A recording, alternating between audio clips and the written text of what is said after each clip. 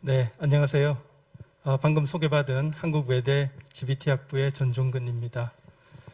오늘 제가 발제 맡은 주제는 코로나 이후 유연근무, 재택근무의 확산과 기업 경영에 관한 것입니다. 여러분들 코로나19로 업무에 상당한 지장이 있으시죠? 모쪼록 오늘 포럼이 조금이라도 여러분 업무에 참고가 되었으면 합니다. 코로나 이전부터 가족 친화 경영은 추세였다, 이렇게 시작하겠습니다. 사실 가족 친화 경영의 여러 제도들 중에서 유연 근무와 재택 근무는 상대적으로 관심도와 활용도가 낮았던 것이 사실입니다. 유한 킴벌리가 유연 근무제를 1990년대 초반에 도입했었고요. 큰 계기가 된 것이 2018년 7월에 주 52시간 근무제가 시행되면서부터입니다. 이때부터 기업들은 일시적으로 장기 근로자, 장시간 근로에 필요한 그런 제도를 마련하고자 노력했고요. 그래서 탄력 근무제라는 제도를 도입할 필요성을 많이 느꼈습니다.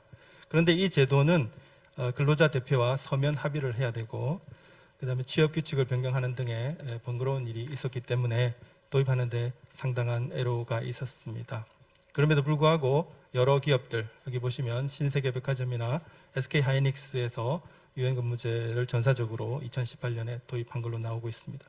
두 번째로 큰 사건이 바로 올해 2월부터 국내에 본격적으로 확산되기 시작한 코로나19죠. 이로 인해서 많은 기업들이 반강제적으로 재택근무에 돌입하게 되었습니다. 롯데 지주가 2020년부터 주 1일 의무 재택근무 도입을 한 걸로 시작해서 네이버, 카카오 등 ICT 기업들이 대거 재택근무에 돌입했습니다. 재택근무 실태를 조사한 것을 보겠습니다. 기업 규모에 따라서 재택근무 실시율이 상당히 다르게 나왔는데요. 구인구직 사이트 사람인의 설문조사에 따르면 기업 1089개사를 대상으로 조사를 했습니다. 대기업의 재택근무 실시율은 60.9%로 상당히 높게 나왔는데요. 이어서 중견기업은 50.9%로 내려가고 중소기업의 경우 36.8%만이 재택근무를 실시하는 것으로 나타났습니다. 그리고 업종에 따라서도 재택근무 실시율의 차이가 났는데요. 금융보험업은 73.3%, 정보통신은 58.8%로 높은 반면에 현장 근무가 많은 제조업의 경우에는 29.7%, 건설은 20.8%, 그리고 기계철강의 경우에는 아주 낮은 14.3%에 불과한 것으로 나타났습니다. 그래서 기업 규모와 업종 특성에 따라서 재택근무 실시율이 상당히 다르다는 것을 알 수 있을 거예요. 이어서 사람인이 직장인 1392명을 대상으로 설문조사를 실시한 결과 직장인 다수가 재택근무를 선호한다라는 결과가 나왔습니다. 재택근무를 하고 싶다라는 응답 67.7%로 하기 싫다는 응답 32.3%의 2배가 넘는 응답이 나왔고요. 재택근무를 하고 싶은 이유에 대해서는 역시 가장 높은 것이 코로나19 감염에 대한 걱정이었습니다. 67.7%가 응답했고요. 이어서 출퇴근 시 대중교통을 이용하는 것이 힘들어서 47.2%, 편안한 분위기 복장으로 일할 수 있다는 장점 때문에 선호하는 응답이 36.4% 등으로 나왔습니다. 결론적으로 말씀드리면 직장인들의 대부분은 재택근무를 선호한다라는 것입니다. 그러면은 우리가 고민해봐야 될 것이 재택근무가 생산성에 어떤 지장을 초래하지 않을까라는 우려가 많으실 텐데요. 관련된 연구가 있어서 소개해드리겠습니다. 하버드 비즈니스 리뷰고요. 2014년 연구가 되겠습니다. 이 하버드 비즈니스 리뷰에 따르면 재택근무는 생산성을 높이는 것으로 나타났습니다. 중국 여행사 Ctrip이라는 회사죠. 여기에 콜센터 직원을 대상으로 9개월간 재택 실험을 하여서 그 결과를 봤는데요. 연구 결과를 보니까 사무실 근무자와 비교해서 재택근무자의 일처리 콜수가 13.5% 더 높은 것으로 나왔습니다. 그리고 재택근무자는 사무실 근무자와 비교해서 퇴사율도 50% 정도나 낮은 것으로 나타났습니다. 그리고 비용 절감 효과, 회사 입장에서 비용 절감 효과도 상당히 컸는데요. 사무실 비용이나 집기 비용 등을 중심으로 인당 9개월간 1,900달러 정도의 비용 절감 효과까지 나타났습니다. 그렇다면은 이렇게 좋은 결과가 나타난 이유가 무엇인가 궁금하실 텐데요. 그것을 분석한 결과 약 한 70%의 생산성을 설명하는 원인은 바로 재택근무자가 실제 근무 시간이 상당히 길었다는 것입니다. 재택근무자들은 출퇴근에 소요되는 시간 아끼는 거, 그리고 점심시간 1시간을 풀로 쓰지 않는다는 점, 이렇게 아낀 거를 일하는 데 상당히 많이 투자했다라는 것으로 나왔고요. 그 다음으로 약 30% 정도의 생산성 향상을 설명하는 원인은 근무 환경이 사무실에 비해서 덜 산만했다라는 것이죠. 물론 이거는 집집마다 상황이 다르기도 하겠습니다만은 어쨌든 이 조사 결과에 따르면은 재택근무자는 사무실보다는 조금 더 덜 혼란스럽고 좀 더 조용한 분위기에서 근무를 했다라는 그런 내용이 되겠습니다. 그런데 이렇게 생각하실 수도 있겠죠. 실험 참가자들이 재택근무를 선호하니까 성과를 일부러 좋게 만든 거 아니냐라고 보실 수도 있는데요. 그래서 연구자는 9개월 실험 내내 이 생산성 향상이 일정했는지를 봤습니다. 그랬더니 놀랍게도 9개월 동안 일정한 생산성 향상을 보였다라는 것이죠. 그래서 일시적인 태도 변화나 감정에 따라서 성과가 좌우된 것은 아니었다라는 것을 말해줍니다. 그러면은 재택근무는 누구에게 적합한가라는 질문이 있을 수 있는데요. 그래서 앞에서 보셨다시피 콜센터 직원이 대상이었죠. 그래서 팀워크나 창의성이 덜 필요한 일이었다는 것이죠. 그래서 비교적 정형화된 업무에 적합한 것이고, 그렇다고 해서 재택근무가 창의성이 많이 필요한 일에는 적합하지 않느냐라는 것에 대해서는 명확한 답변 아직까지 명확하게 말할 수 없다라고 이야기하고 있습니다.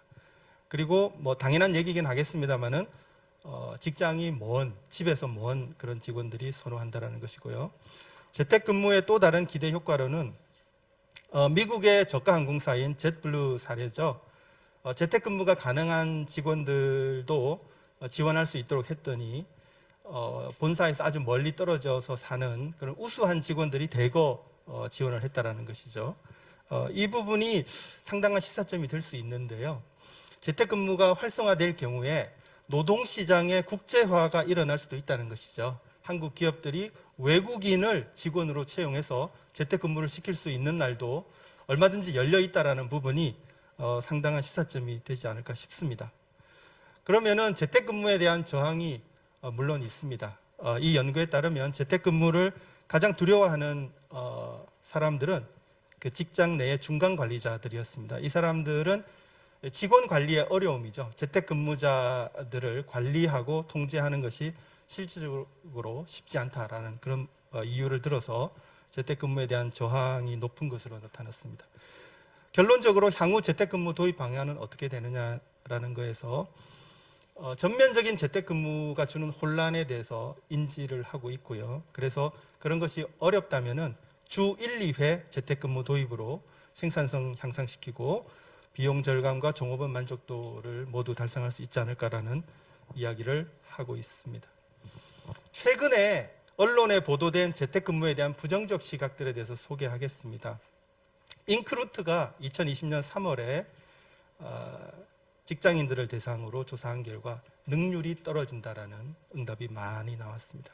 영국 고용연구소 설문조사에 따르면 재택근무자들은 운동량이 줄고 몸에 안 좋은 음식을 많이 먹는 부작용이 있다고 대답했고요. 매일경제 보도에서는 일생활 공간 분리가 어렵다라는 것이 지적되었고, 조선일보에서 중소기업들의 반응은 인력이 없고 여건이 안 된다라는 부정적인 응답, 예산 문제로 ICT 인프라 구축이 어렵다, 그리고 재택근무를 하기는커녕 인력을 감축해야 된다라는 그런 어려움을 호소했습니다. 미국의 경우 월스트리트 저널에 2020년 9월에 보도된 그 넷플릭스의 창업자인 헤이스팅스도 재택근무에 대한 부정적인 시각을 보였는데요. 재택근무에 장점이 없다라고 했고, 특히 아이디어 토론이 어렵다라는 점을 그 이유로 말했습니다. 그렇지만 주 1회 재택근무는 허용할 의도가 있다라고 대답했습니다. 비슷한 시기 역시 월스트리트 저널에 JP 모건 체이스 은행의 보도가 나왔는데요. 이 은행은 팀워크에 재택근무가 부정적인 영향을 준다라는 것과 신입 직원 교육에 신입 직원들의 교육을 못 받는다라는 문제가 있다라는 이런 이유를 들었고 부정적인 의견이었습니다. 그래서 이 회사는 2020년 9월 21일부터 직원들에게 출근을 지시했습니다. 그러면 여기 많은 지금 시청하고 계신 기업들 중에 중소기업에서 많이 계실 텐데요. 최근 영국에서 중소기업 재택근무 도입 사례를 설문조사한 것이 있어서 말씀드리겠습니다. 히타치 캐피탈이라는 회사에서 조사를 진행했고요. 영국의 250개 중소기업을 대상으로 조사한 결과입니다. 코로나 이전에 원격 근무 도입률은 30% 수준이었고요. 코로나 확산으로 영국 정부에서는 재택근무 도입을 강력하게 공고했는데 이때 기업들의 반응은 한 52% 정도만 긍정적인 응답을 했습니다. 그런데 2개월 동안 해보고 나서는 75% 정도로 긍정 응답이 상당히 증가했다라는 것이고요. 그리고 향후 코로나가 끝난 뒤에도 재택근무를 유지하겠다라는 그런 의견이 79%에 달했습니다. 단 성과가 잘 나기 위해서는 매일 종업원과 업무를 챙기는 거죠. 이 소통이 중요하다라는 것이죠.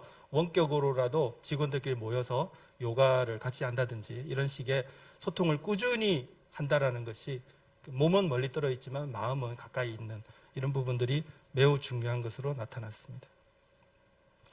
그러면 재택근무의 성공적 실행을 위한 과제를 정리해 보겠습니다. 가장 중요한 것이 하버드 비즈니스 리뷰 2020년 최신 올 봄에 나온 거기에도 재택근무에서 성공 요인 가장 기본적으로 해야 될 것이 기술 인프라를 도입하는 것입니다.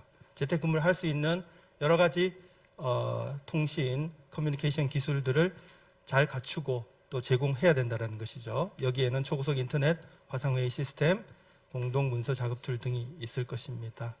그리고 모든 업무를 기록으로 남기고 공유하는 거 이런 행동이 많이 필요할 것이고요. 그리고 기업 문화의 변화가 무엇보다 중요합니다.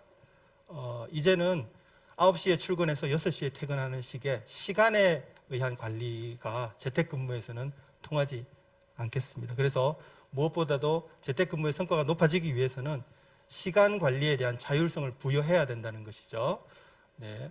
그 사람이 재택근무를 하면서 12시에 밥을 먹던 오후 2시에 밥을 먹던 그렇게 간섭할 일이 아니라는 것입니다. 이런 부분이 바로 스케줄에 대한 자율성이 되겠고요. 그리고 과정보다는 결과 중심으로 아웃풋 중심으로 평가를 하는 그런 관행이 정착되어야 될 것이고요. 그리고 충분한 소통과 상호 신뢰 확보가 중요하겠습니다. 정부에서도 재택근무 지원 제도를 운영하고 있는데요. 첫 번째로 재택근무 인프라 구축비 지원 제도가 있습니다. 중소 중견 기업이 대상이고요. 정보 시스템, 보안 시스템, 웹 서비스 사용료 등을 포함해서 연간 2천만 원 이내에서 총 비용의 50%까지 지원이 됩니다.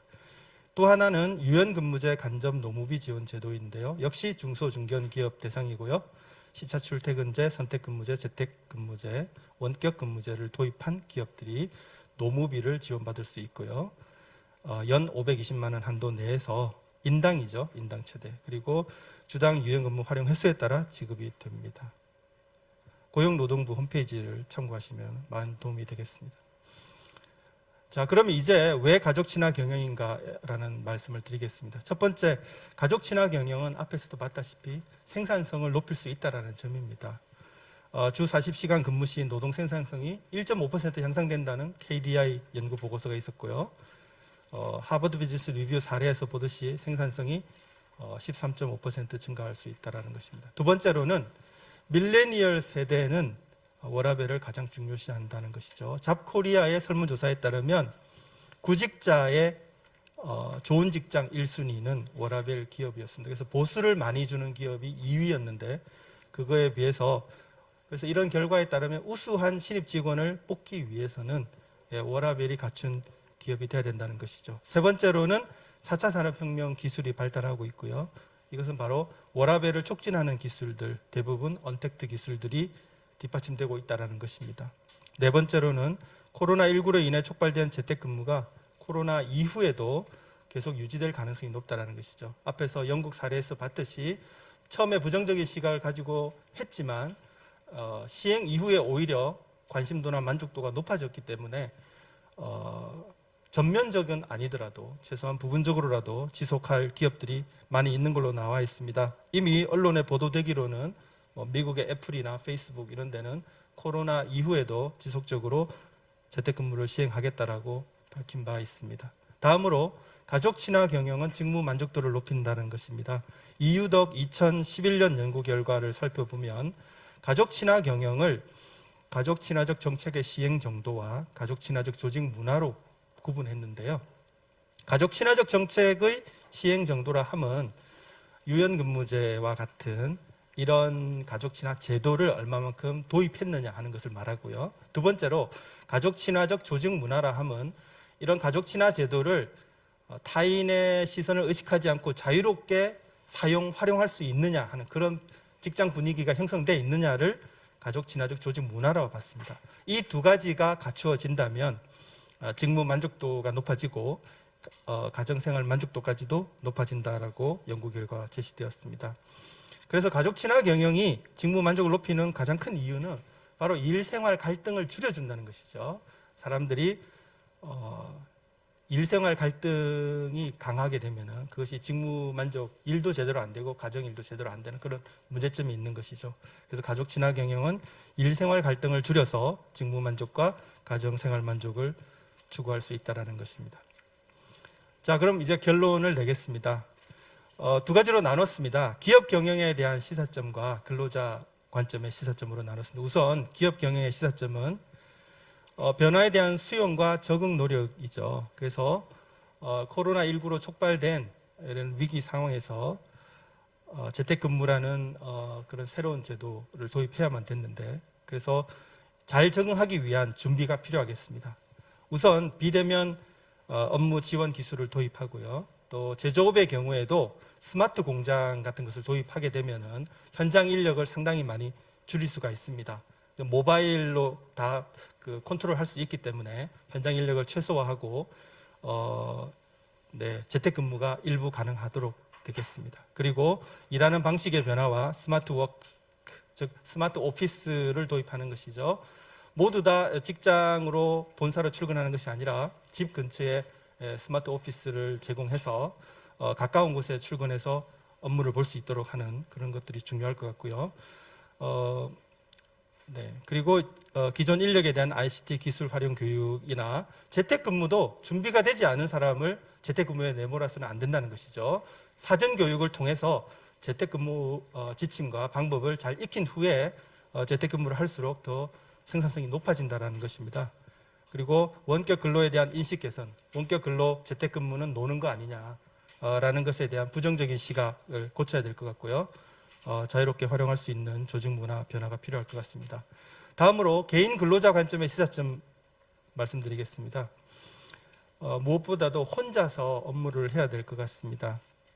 그래서 재택근무자는 개인의 일생활 관리 역량이 중요합니다. 누군가 동료로부터 어떤 압박을 받거나 동기 유발을 받을 수 없죠.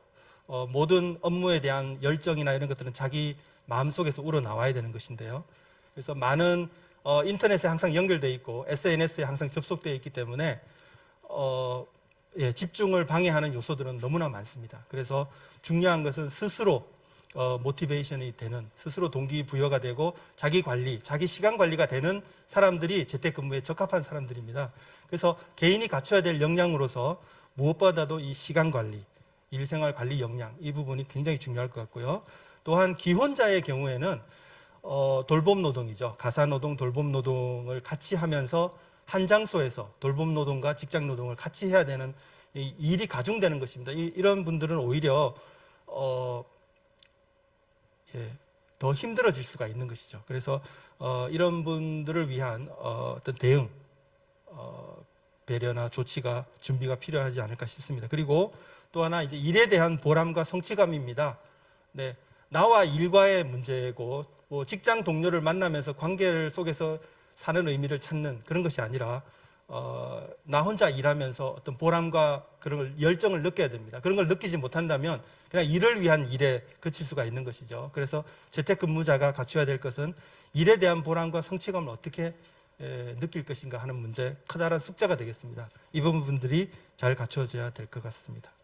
네, 이상으로 제 발표를 마치도록 하겠습니다. 경청해 주셔서 감사합니다.